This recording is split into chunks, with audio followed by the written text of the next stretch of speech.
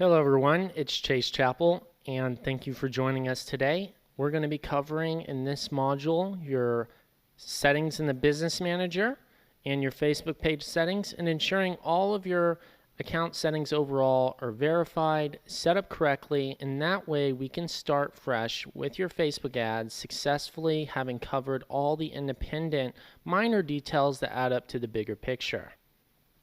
So let's go ahead and get in there. The first thing we're going to do is go to business.facebook.com and you should be able to see your business manager should look something like this.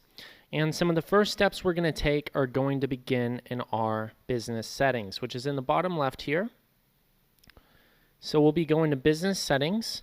And one of the very first steps that we want to take is making sure that we've added a second admin. If you only have one admin, the chances of you getting locked out of your business manager go up. You can't recover your account if you're locked out and you have no other admin. So it's very important you have a second admin. More or less, if you forget your password, you want to be able to reach out to that person. So I would only add somebody that you trust, whether it's your spouse, a trusted friend, a trusted family member, or if it's a business partner or somebody who works with you, someone that you can trust with admin access because they will have the same access level as you. So that way, in case anything happens, you'll always have that account or person to reach out to in order to actually be able to access your business manager if anything was to go wrong. The next steps that we want to take here are going to your pages and making sure that you've already added in your Facebook page here. If you haven't already, you would hit add. You would request access to your page, or if you haven't created a Facebook page before, you would then take the steps to create a new page.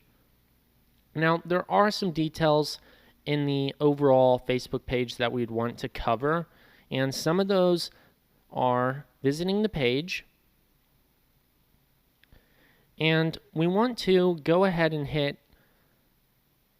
settings, and we want to go ahead and make some changes and adjustments here. For instance, we want to go ahead and turn the profanity filter on. This is going to make sure that, when you're running ads, there's not a lot of, cussing and violent language that's being shown on your ads. It could potentially deter people from, purchasing. So we want to go ahead and just, filter out those comments with a profanity filter.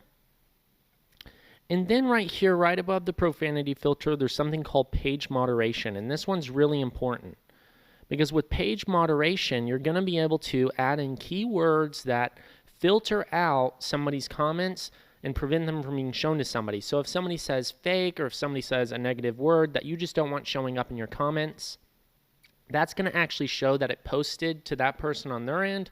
But at the end of the day, that comment can't be seen by anyone. And you'll still be able to see what these comments look like, but they're going to be automatically hidden for you. So that way you don't have to hide negative comments and go through the hassle of doing all of that. So right below this video, I've actually attached a document with a list of keywords and negative words and, more profanity really to prevent people from commenting or, spreading hate words on your actual ads. And once again, we're all mature here, and some of those words, you'll see in there. We just want to make sure we exclude those. But at the end of the day, once that's actually added in, we're going to not have to worry about any, super negative comments coming through. From time to time, you'll just have to see if there is one that makes it through, and if there is, you just add it into this page moderation list. And once you add in all these negative keywords, it will end up allowing you to save at the end of this. So you'll click save. And now we've added in our, page moderation keywords to prevent people from commenting, negative words here. The next thing we want to do is make sure that you are recommended to similar pages.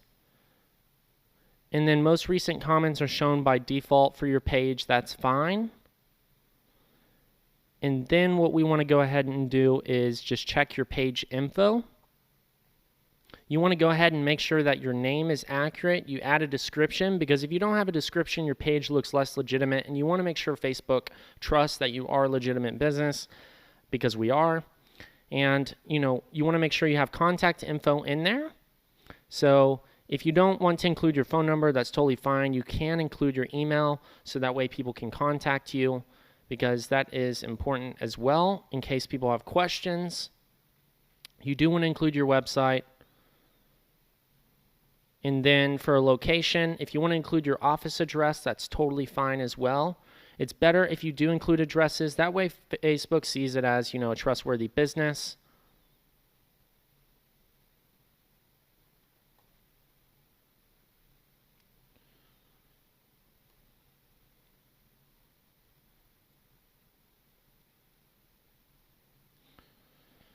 No, we do not have a physical location that we allow people to visit. Does your page travel to its customers? Yes, they can buy. And our service areas are software. For us, if you're in e-commerce, you would put that. No hours.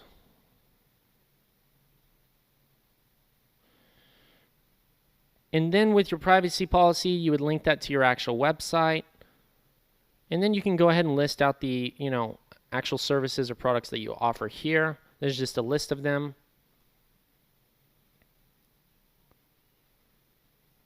And then you can go ahead and add in your Instagram account if you have one.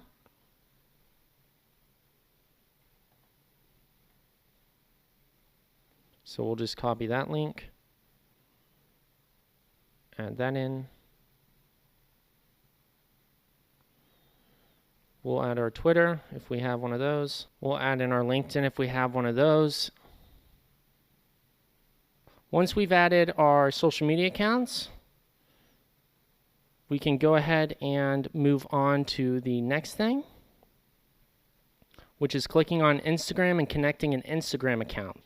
Now, adding this information allows you to reach more individuals organically and through paid, because if your pages are connected, not only is that going to connect it in your ads, but that's also going to allow people to bounce between your social media accounts, and it just improves the trust and verification that you not only do have an accurate Facebook page, but it is also connected to a legitimate Instagram account, which is really important because at the end of the day, this can actually lower your CPM cost.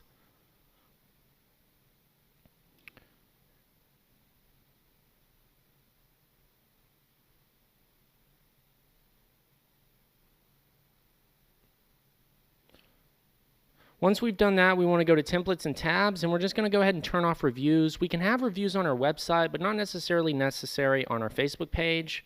And then if you don't do events, go ahead and turn those things off as well.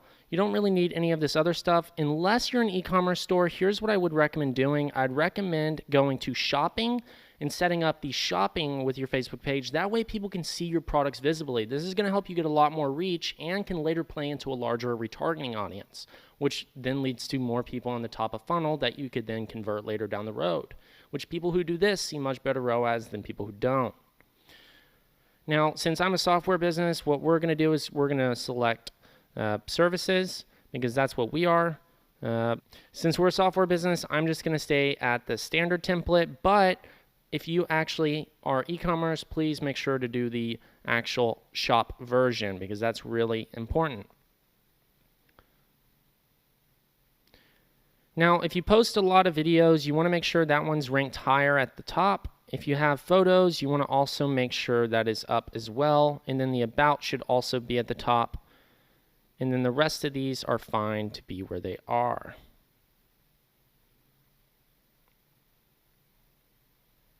Now with messaging, you want to make sure you have a high response rate, because when people DM your page after seeing your ad, or if they have questions, you don't want a page that says typically responds within a few weeks, because Facebook's all about timing and making sure that the users on their platform are getting a good experience.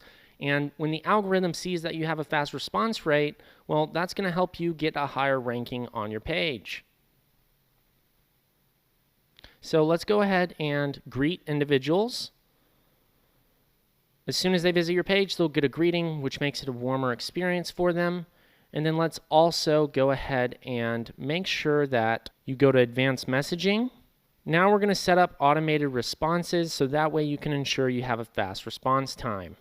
Once you click on automated responses, once you've gone through and made all of your website, once you've gone through and made all of the updates to your Facebook page settings, next is making sure we do the ad account correctly. So what we're going to do is go ahead and create a new ad account. We're going to give that ad account a name. And then you're going to want to make sure you choose your time zone correctly. The reason it's important to choose your time zone correctly is because you want to make sure that it aligns with the same time zone you view your website in. Because when you get a purchase, if it's not in the correct time zone, there's a good chance that you might see a purchase came through at a different hour than is actually reported on your site. And that could be directly related to just a time zone selection issue on your ad account. So make sure you selected the right time zone that you live in, so that way you can see your results a lot more accurately. Once you have a correct time zone, we're going to hit next. And if this is an ad account for your business and this is your company, you'll select My Business. Now, if you're creating an ad account for a client, you're going to choose another business or client. You never want to keep a client's ad account in your business manager because it's going to cause issues later down the road, and for compliance's sake, it's best not to do it that way.